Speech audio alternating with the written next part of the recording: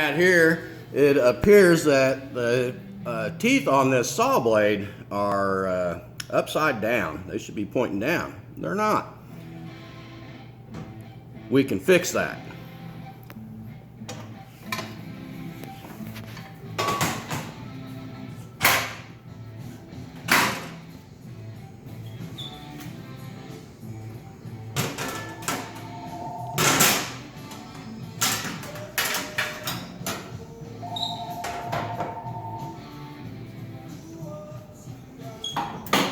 We're going to take our blade off.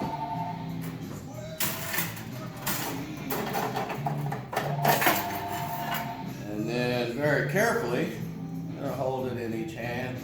And we're just going to twist this blade inside out. And now you can see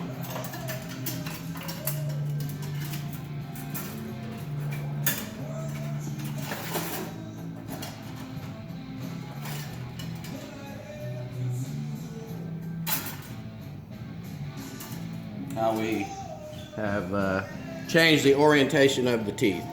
So they're now pointing down in the correct position.